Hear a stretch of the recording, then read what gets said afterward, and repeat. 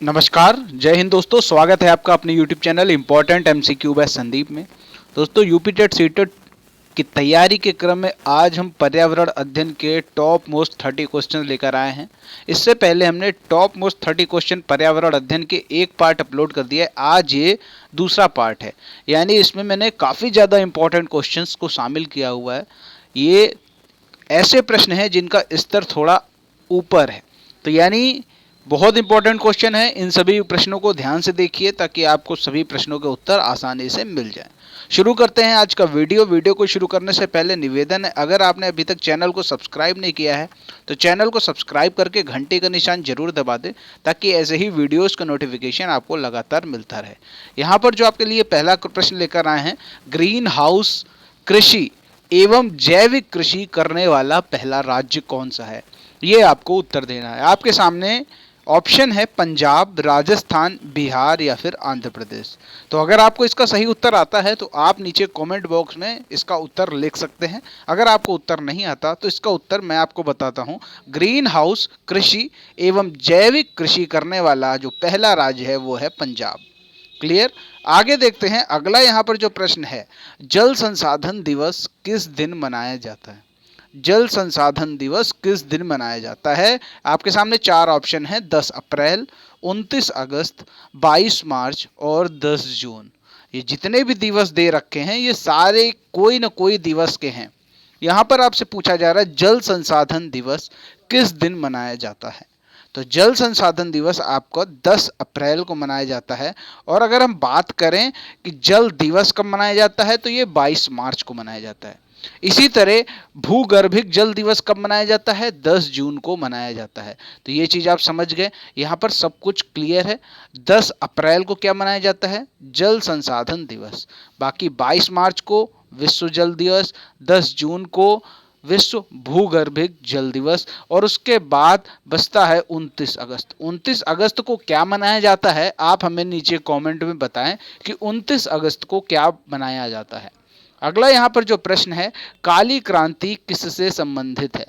आपके सामने ऑप्शन है रेशम कीट पालन, तिलहन, कोयला या फिर खनिज तेल। तो काली क्रांति किससे संबंधित है? तो इसका जो सही उत्तर होगा वो होगा खनिज तेल से संबंधित। क्लियर। ये जो आपका तिलहन होता है इससे पीली क्रांति होती है, याद रहेगा, तिलहन पीली क्रांति से संबंधित होता है। काली क्रांति जो होगा वो खनिज तेल से संबंधित। अगला जो प्रश्न है, वन महोत्सव वर्ष में कब मनाया जाता है? जुलाई के प्रथम सप्ताह में, जून के अंतिम सप्ताह में, अक्टूबर के प्रथम सप्ताह में या फिर नवंबर के प्रथम 2 सप्ताह में।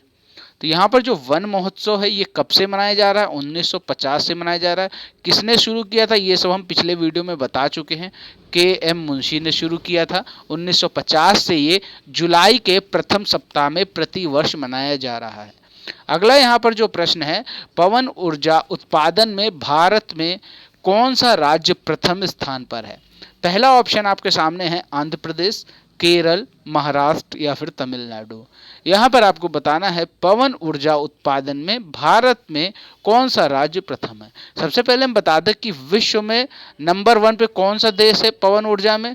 चीन है।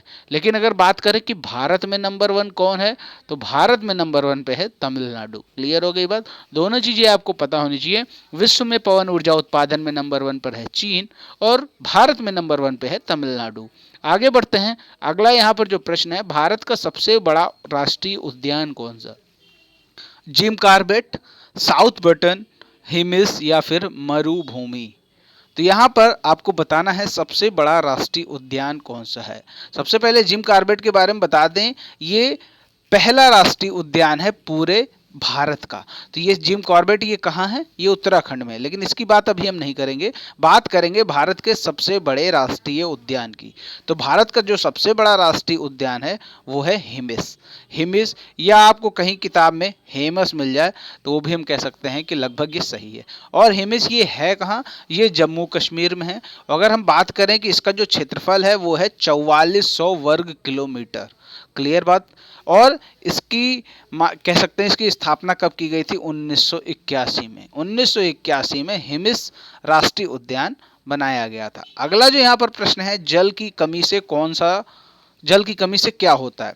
सूखा रोग, निर्जलीकरण, टाइफाइड या फिर उपरोक्त में से कोई नहीं। तो यहाँ पर कौन सा ऑप्शन सही है? तो जल की कमी से क्या होता है? निर्जलीकरण।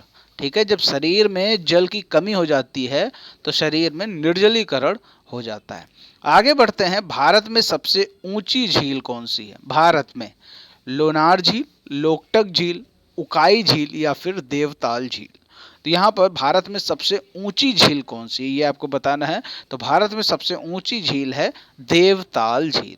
और देवताल झील बनी कहाँ है? ये बनी है आपके उत्तराखंड में। क्लियर हो गई बात? आगे बढ़ते हैं, वर्तमान में गारमेंट इंडस्ट्री में चीन के बाद दूसरे नंबर पर कौन सा देश है?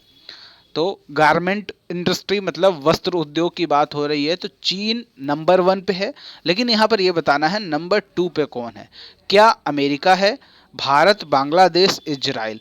तो यहाँ पर आपको बताना है कि कौन सा देश नंबर 2 पे है। नंबर 1 पे तो चीन, नंबर 2 पे कौन है? नीचे कमेंट में हमें फटाफट बताइए कि नंबर 2 पे कौन है। तो यहाँ पर हम आपको बताएं कि नंबर 2 पे जो है वो है बांग्लादेश। जानकर हैरानी होगी लेकिन ये सच है, बांग्लादेश नंबर 2 पे है वस्त्र उद्योग उत्पादन के मामले में।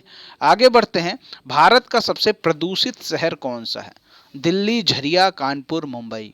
4 ऑप्शन आपके सामने है, कौन सा ऑप्शन सही है नीचे कमेंट में हमें फटाफट बता दीजिए कि भारत का सबसे प्रदूषित शहर कौन सा है। तो बात करें सबसे प्रदूषित शहर की तो वो है झरिया। झरिया पड़ता कहाँ है? ये पड़ता है झारखंड में, याद रहेगा, झा से झरिया और झार से झारखंड। क्लियर? आगे बढ़ते हैं, अगला जो प्रश्न है, राज्यसभा सभापति कौन है? राज्यसभा के जो सभापति हैं वो कौन है? राज्यसभा के सभापति के लिए 4 ऑप्शन आपके सामने, वेंकैया नायडू, ओम बिरला, राम गोविंद चौधरी या फिर पीजे कुरियन। तो यहाँ पर कौन है राज्यसभा के सभापति? तो राज्यसभा के सभापति होते कौन है? वो होते हैं देश के उपराष्ट्रपति।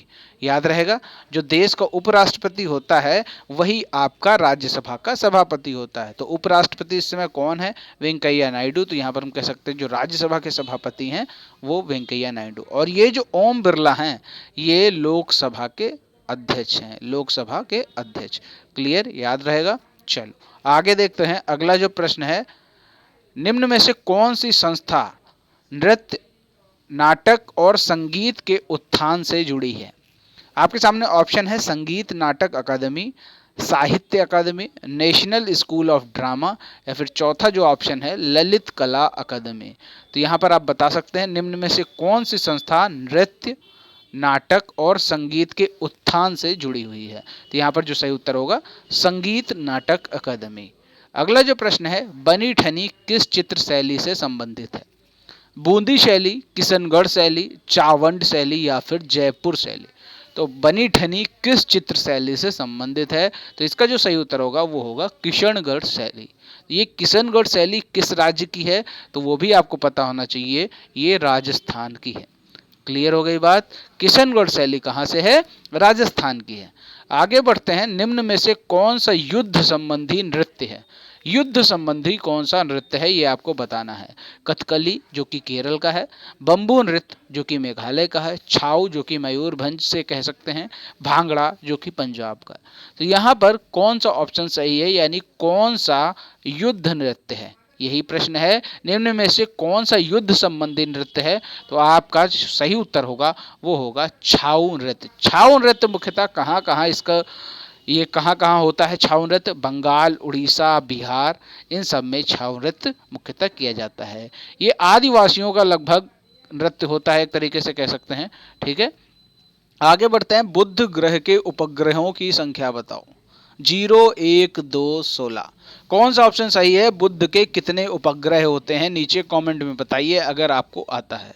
दोस्तों बुध ग्रह के जो उपग्रह होते हैं वो होते हैं 0, यानी एक भी उपग्रह नहीं होता बुध ग्रह पर। अगला यहाँ पर जो प्रश्न है, सौर मंडल का सबसे चमकीला ग्रह कौन सा है? बृहस्पति, बुध, यूरेनस या फिर शुक्र। आपने सुना होगा कि सबसे चमकीला ग्रह कौन सा है? शुक्र सबसे चमकीला ग्रह होता है।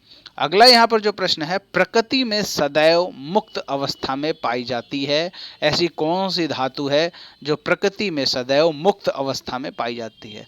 सोना, चांदी, सोडियम या फिर तांबा। कई बार आपको डीएलएड के कोर्स में भी बताया जा चुका है कि जो सोना होता है यानी स्वर्ण, ये प्रकृति में मुक्त अवस्था में पाया जाता है। क्लियर हो गई बात। चलो आगे देखते हैं, अगला प्रश्न क्या है, भारत का पहला अराजनीतिक राष्ट्रपति कौन था? यानी ऐसा राष्ट्रपति जिसका राजनीति से कोई ताल्लुक नहीं था, अराजनीतिज्ञ। कौन सा राष्ट्रपति था पहला? जाकिर हुसैन, अब्दुल कलाम, राधा कृष्णन या फिर राजेंद्र प्रसाद। तो यहां पर आप देख सकते हैं जो डॉक्टर अब्दुल कलाम है, एपीजे अब्दुल कलाम, इनका राजनीति से कोई लेना देना नहीं। ये एक वैज्ञानिक थे अब्दुल कलाम, जिन्हें मिसाइल मैन के नाम से भी जाना जाता है। अगला यहाँ पर प्रश्न है, लोकसभा अध्यक्ष अपना त्याग पत्र किसे देता है? आपके सामने ऑप्शन है राष्ट्रपति, उपाध्यक्ष, प्रधानमंत्री या फिर सुप्रीम कोर्ट के मुख्य न्यायाधीश। तो लोकसभा अध्यक्ष जो होता है वो लोकसभा के उपाध्यक्ष को त्याग पत्र सौंपता है। अगला यहाँ पर जो प्रश्न है, सोल्डर किस धातु का मिश्रण है? शोल्डर किस धातु का मिश्रण है? टिन और लेड, टिन और जिंक, जिंक और लेड, कॉपर और जिंक। तो ये जो शोल्डर होता है जिसे हम कहते हैं टांका, ठीक है, टांका लगाते हैं ना, तो ये किसका मिश्रण होता है? टिन और लेड का। अगला यहाँ पर जो प्रश्न है, भारत उत्पादन संसार में प्रथम है। भारत किसके उत्पादन में संसार में प्रथम है? निकेल, यूरेनियम, माइका या फिर मैग्नीज, ये आपको बताना है। तो ये समझ लीजिए, ये जो माइका होता है जिसे हम हिंदी में कहते हैं अभ्रक, तो भारत अभ्रक उत्पादन में सबसे नंबर 1 है, माइका जिसको अंग्रेजी में कहते हैं। अगला यहाँ पर प्रश्न है, संयुक्त राष्ट्र संघ के स्थायी सदस्यों की संख्या कितनी है? कई बार पूछा जा चुका है, बहुत बार मैं बता भी चुका हूँ। संयुक्त राष्ट्र संघ के स्थायी सदस्य 5 हैं, जिनका नाम है चीन, फ्रांस, रूस, यूनाइटेड किंगडम और संयुक्त राज्य अमेरिका। क्लियर हो गई बात। चलो अगले प्रश्न पे आते हैं, राष्ट्रीय रासायनिक प्रयोगशाला कहाँ है? मुंबई, बंगलौर, हैदराबाद या फिर पुणे। तो राष्ट्रीय रासायनिक प्रयोगशाला कहाँ है? वो पुणे में है। अगला जो प्रश्न है, महावीर पुरस्कार किससे संबंधित है? मुक्केबाजी से, पहलवानी से, फुटबॉल से या फिर अहिंसा को बढ़ावा देने से। तो जो महावीर पुरस्कार है ये आपको पता होना चाहिए, अहिंसा को बढ़ावा देने से संबंधित है। अगला प्रश्न है, कौन 2 बार राष्ट्रपति बने? राधा कृष्णन, के आर नारायण, नीलम संजीव रेड्डी या फिर डॉक्टर राजेंद्र प्रसाद। 2 बार राष्ट्रपति बनने वाले कौन से राष्ट्रपति हैं? डॉक्टर राजेंद्र प्रसाद। डॉक्टर राजेंद्र प्रसाद पहली बार 1950 में, जब पहली बार लोकसभा निर्वाचित की गई थी, पहली बार जो चुनाव हुए तो उसमें 1950 में पहली बार राजेंद्र प्रसाद राष्ट्रपति बने, और फिर उसके बाद 1957 में फिर से उन्हें राष्ट्रपति पद के लिए चुना गया। अगला प्रश्न है, मानस नेशनल पार्क स्थित है। मानस नेशनल पार्क कहाँ स्थित है? मध्य प्रदेश, झारखंड, असम या बंगाल। तो मानस याद रहेगा असम में है, ठीक है, असम में मानस नेशनल पार्क है। अगला प्रश्न है, सार्क मुख्यालय कहाँ स्थित है? सार्क मुख्यालय कहाँ स्थित है? दिल्ली, कोलंबो, कराची, काठमांडू या फिर कराची। ये चारों जो नाम दे रखे हैं ये राजधानियां हैं। जैसे हम दिल्ली को कह सकते हैं, ये किसकी राजधानी है? भारत की राजधानी है। कोलंबो किसकी राजधानी है? श्रीलंका की राजधानी है। काठमांडू किसकी राजधानी है? नेपाल की राजधानी है। और कराची कहें तो ये पाकिस्तान में है, ठीक है। आगे देखते हैं, यहाँ पर बात करें सार्क मुख्यालय कहाँ है, मेन पॉइंट ये है। तो सार्क मुख्यालय कहाँ है? ये काठमांडू में है। क्लियर। जो सार्क एक संस्था है, इसके कुल मिला के 8 सदस्य हैं। 8 सदस्य कौन कौन से हैं ये आप देख सकते हैं, भारत, पाकिस्तान, श्रीलंका, नेपाल, मालदीव, भूटान, बांग्लादेश और अफगानिस्तान। ये इसके 8 सदस्य हैं। कौन सी संस्था है? सार्क, ठीक। आगे देखते हैं, अगला प्रश्न है, रेगड़ शब्द किसके लिए प्रयुक्त होता है? लेटराइट मिट्टी, डेल्टाइक मिट्टी, लाल मिट्टी या फिर काली मिट्टी। इन चारों में से कौन सा ऑप्शन सही, ये आप हमें बताइए। तो जो रेगड़ शब्द होता है वो काली मिट्टी के लिए उपयोग होता है, ठीक है। और काली मिट्टी किसके लिए उपयुक्त होती है? कपास की खेती के लिए काली मिट्टी सर्वोत्तम होती। आगे बढ़ते हैं, अगला यहाँ पर जो प्रश्न है, अंतर्राष्ट्रीय महिला दिवस कब मनाया जाता है? अंतर्राष्ट्रीय महिला दिवस 12 जनवरी, 8 मार्च, 5 जून और 16 सितंबर, ठीक है। तो यहाँ पर आप ये बताइए कि 12 जनवरी को कौन सा दिवस मनाया जाता है, ये आप पहले बता दो। तो 12 जनवरी को मनाया जाता है युवा दिवस। युवा दिवस क्यों मनाया जाता है? क्योंकि स्वामी विवेकानंद जी का उस दिन जन्म हुआ था। 8 मार्च को मनाया जाता है अंतर्राष्ट्रीय महिला दिवस, याद रहेगा। 8 मार्च को अंतर्राष्ट्रीय महिला दिवस मनाया जाता है। अब आप हमें ये बताइए 16 सितंबर को क्या मनाया जाता है? नीचे कमेंट में बताइए कि 16 सितंबर को क्या मनाया जाता है। अगला यहाँ पर जो प्रश्न है, आज का अंतिम प्रश्न है, विंबलडन ट्रॉफी किससे संबंधित है, किस खेल से संबंधित है?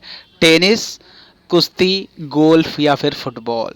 तो ये आपको बताना है। तो जो विंबलडन ट्रॉफी है ये टेनिस से संबंधित है। क्लियर हो गई बात? याद रहना चाहिए, बहुत बार पूछा गया क्वेश्चन है, इस बार पूछे जाने की संभावना है। अब यहाँ पर हम आपके लिए जो प्रश्न लेकर आए हैं वो यहाँ पर आप देख सकते हैं कि जो ग्रीन मफलर है वो किससे संबंधित है। इसका प्रश्न आपको नीचे कमेंट बॉक्स में देना है। मृदा प्रदूषण, वायु प्रदूषण, ध्वनि प्रदूषण या फिर जल प्रदूषण? क्या ऑप्शन सही है नीचे कमेंट में बताएं। और दोस्तों अगर आपने अभी तक चैनल को सब्सक्राइब नहीं किया तो चैनल को जरूर सब्सक्राइब कर लें। घंटी का निशान नहीं दबाया तो घंटी का निशान भी जरूर दबाएं, ताकि ऐसे ही वीडियोस का नोटिफिकेशन आपको लगातार मिलता रहे। मिलते हैं दोस्तों अगले वीडियो में, तब तक के लिए जय हिंद, जय भारत।